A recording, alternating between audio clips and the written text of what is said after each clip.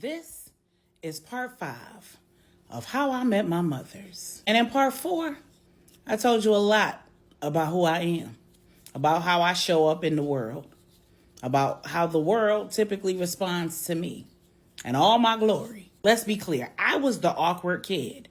I did not have friends. People did not like me. I fought a lot. I said things that made zero sense to my peers because our minds were in very different places. More often than not, I was the teacher's pet in an environment where being smart wasn't cool. I was a virgin long after the girls that I was around was giving it up and popping out babies. Let's keep it real. I was worshiping God every Sunday, reading the Bible and the Quran. My sisters and I were working at 14, cooking full course meals every night, keeping our home clean from top to bottom. Because most days, Mommy left the house before 7 and she didn't get home until after 7. She worked a full-time job while raising 4, 5, and sometimes 6 children with very little financial support. And she made it look easy. She was the epitome of the strong black woman. And she taught me that you do your children a disservice when you hide the struggle, how hard you work, and the tears that you cry. Because while grown people's issues are not children's business, you are not raising children. You're raising future adults. And if you don't keep it real with them, they'll be walking in your shoes soon. And they'll be asking you some tough questions. Questions that they shouldn't have to ask because they should already have the answers. The truth is, that's a lesson that she and I learned together. So when I met and was getting to know my maternal family, I had a level of wisdom that gave me eyes to see that while every child needs their mother, some children need a different environment to flourish. And I was that child. I was better for not having grown up with my biological mother. And that's hard to say, and that might be hard for some to hear. But the proof is in the pudding. And it's not just about degrees. It certainly is not about money. It's about a different way of life, a different way of living, and a different way of being in relationship. And that's where we hit the crossroad. While I had built a great relationship with my Aunt Charlene, I'd built a friendly enough relationship with everyone else. The relationship that I'd built with my sister and my biological mother was tenuous at best. Now, just like with my sisters from my mommy, this story is not about my maternal sister. But for the record, she and I are good. I love that girl down bad. I wish she would play with my sister. And even when we weren't good, I wish she would have played with my sister. You feel me? I told you, I still got some projects in me. But the relationship with my biological mother was tenuous at best because she hadn't been completely forthright about how I ended up with my father. And most importantly, she hadn't been forthright about what she had the capacity for. See, everybody doesn't know how to be in relationship. In all fairness, her mother lost her life at 27 years old at the hands of a man.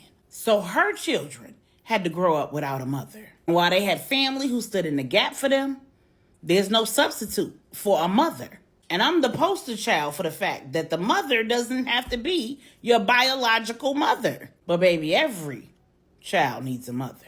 It's why I paid it forward and adopted a teenager. That was not an easy road.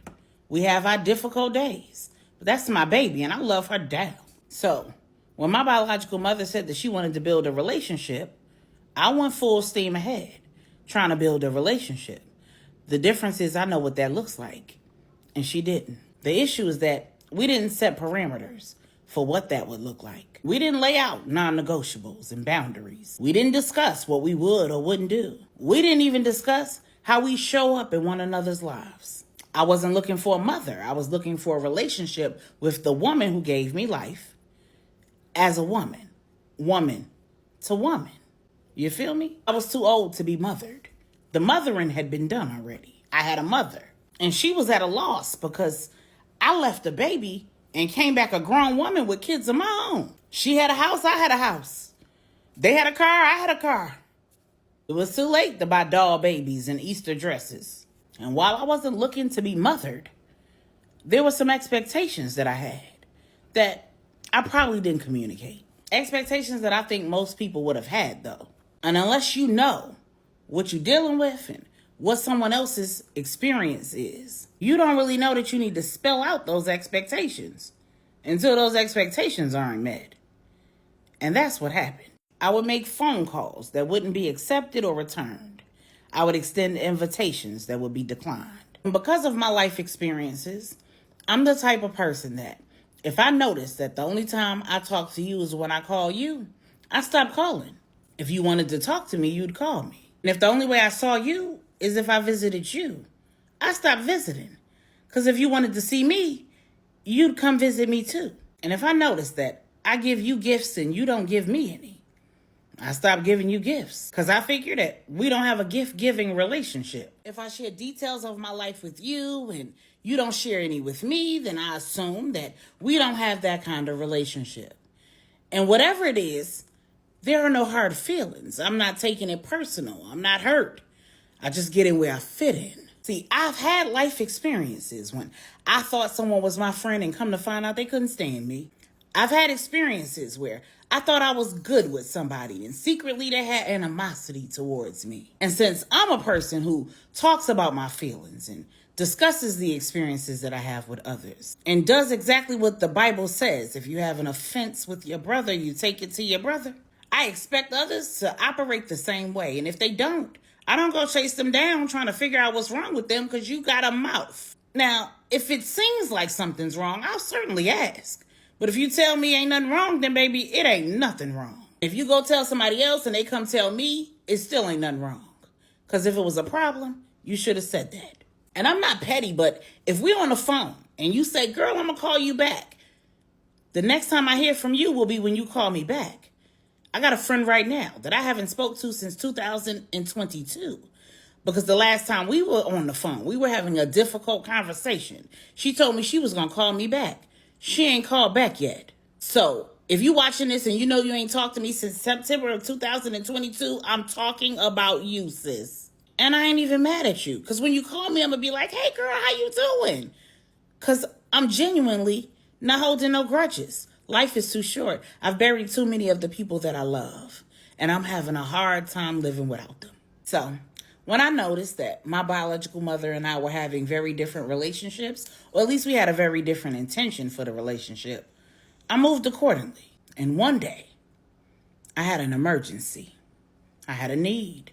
And I called all of the go-to people, all of the people who had shown up, the people I knew I could depend on. And they weren't available, which was understandable. It was the middle of the week, the middle of the day, and they have lives. This was a last-minute need. Several of them suggested that I call my biological mother because she was at home. So I did. And she turned me down. And just like they all were, she was at liberty to do that. The problem is the reason she gave me. It cut deep. Not because she told me no. Not because she was my biological mother. But because it was something for one of my children. I had a child who was deathly ill, who needed to be rushed to the emergency room, who spent 4 days in the hospital. And in my child's time of need, she said no. See, you come through for one of my children, you got me for life. I'm loyal. I'm a rider. And you do something that negatively impacts one of my children, hurts one of my children, and you can forget about me for life.